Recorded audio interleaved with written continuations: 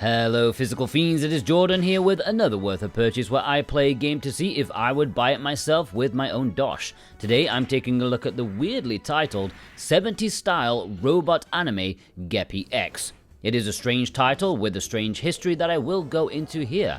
The game is releasing digitally worldwide right around now. However, this is physical paradise and I only care about games with a physical release, and this does have one, but it's not one you're going to find in your local Best Buy, so stay tuned later in the video where I will detail all you need to know about that. But first, the game itself. So this is a PlayStation 1 game. It only released in Japan in 1999. It is a shmup, and despite having an amount of stages you can count on two hands, the game shipped on 4 CDs. That means it joins Final Fantasy IX, Fear Effect, Wing Commander, X-Files, as one of the few PlayStation games with 4 discs. 4 discs for a shmup? Why? Well, Geppy-X, as I will call it from now on, is trying to be an experience, a complete entertainment package. Even though it is a shmup, I'm not entirely sure hardcore shmup fans will be celebrating this release for its shmup gameplay, because this set out to be a parody of 70s anime that adults playing in the late 90s probably would have been extremely nostalgic for, because even though the base gameplay is a shmup, that's almost incidental to what the game is going for. This just wants to be a 70s anime. The game starts up with a title sequence as an animated TV show, complete with highlights package, badass imagery, and kick-ass theme song. It's structured like a TV show. You have the intro sequence, you have an episode setup with a cutscene, you have the gameplay, then you have a commercial break. I'm not joking, you have a commercial break. When you're halfway through the level, there's an ad. Then you continue the gameplay until you finish the level, at which point you get a cutscene and then a credit sequence complete with another awesome song. It mixes lots of hand-drawn anime cutscenes that are very professionally done. Like, if you only showed me the anime parts, I would have sworn it was a genuine product from the 70s. There are some cheaper cutscenes to fill in gaps here and there, and even a bit of dodgy 3D FMV. And even in some of the ad breaks, there's occasionally a bit of live action, like using real objects with green screen. It's insane. They've got everything in here. And of course, there are multiple episodes. Between each level, you get both the opening title sequence and the end credits. Like every level, which yeah, you can skip. However, they always add some changes each time, so I think it's worth watching them all to spot the differences. Over a 10-episode arc, things have to move quickly as well, so you will notice some big changes as characters come and go and things progress. This is not glacial Dragon Ball Z, it's almost too rushed.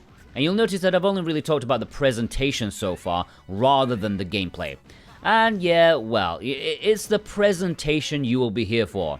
It is a total parody of the era, not meant to be taken seriously, but that's also why it's so good. It kind of knows how dumb things can be, how over the top they are, how tonally weird things can go. You can play the original resolution cutscenes if you want to, but they've been remastered fantastically here and look great. It oozes style. The music, the voice acting, the animation, everything is top notch.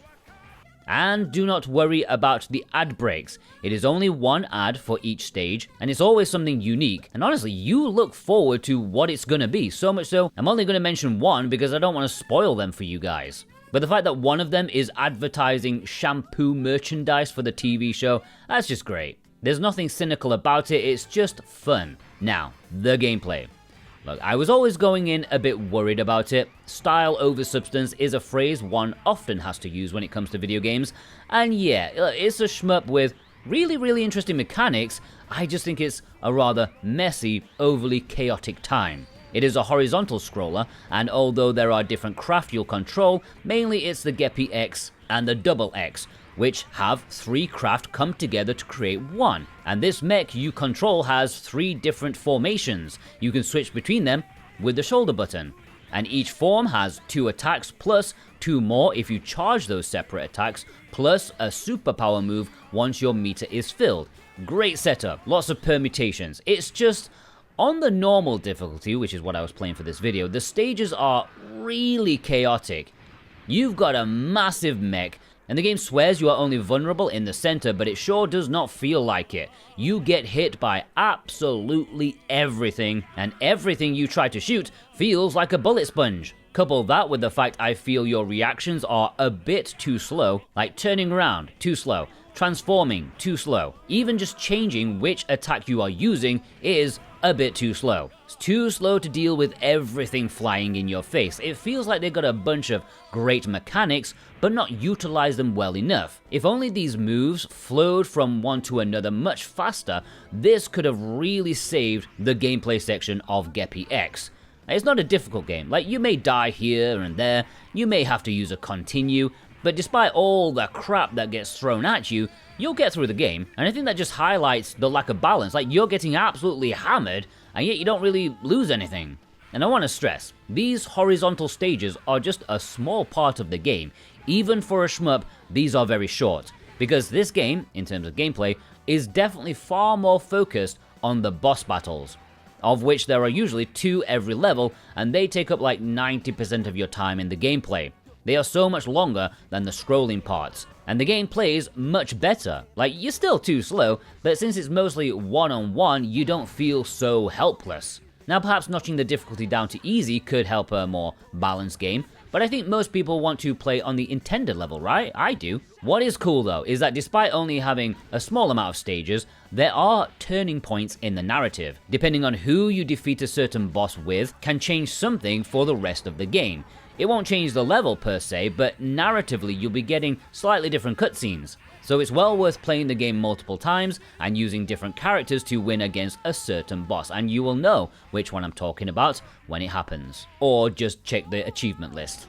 There are also bonus modes to play. You can play with helper characters if you unlock them, who can play very, very differently. And yeah, it is a shmup, but it is a long shmup, and there is lots to do in my opinion. The port seems to be pretty sweet, with lots of options, and is nicely presented. I know I have been a downer on the gameplay, but it's one you have to get used to. You have to get used to the fact that you have to wait for animations to finish before you can do something else. You also need to power up really quickly in a level. If you don't power up quickly, you're gonna get absolutely battered the entire time. I think once you've tuned into that fact, and you know you're gonna get mullered, but that's not really the point, you can still find a really enjoyable experience. Not only to watch, but also play too, and yeah, I really do enjoy the boss battles. Okay, before I talk about the physical release, if you are new here and you love physical video games, hit that subscribe button. It will be the best thing you do today, I promise you. Not only do you get opinion pieces like these, you get new game announcements, you get alerts on rare game restocks or discounts, everything a physical collector needs. Plus, the bigger this channel is, the more publishers will pay attention to the demand for physical media, so do your bit and subscribe. Now, the physical release for this is a little bit complicated, I suppose.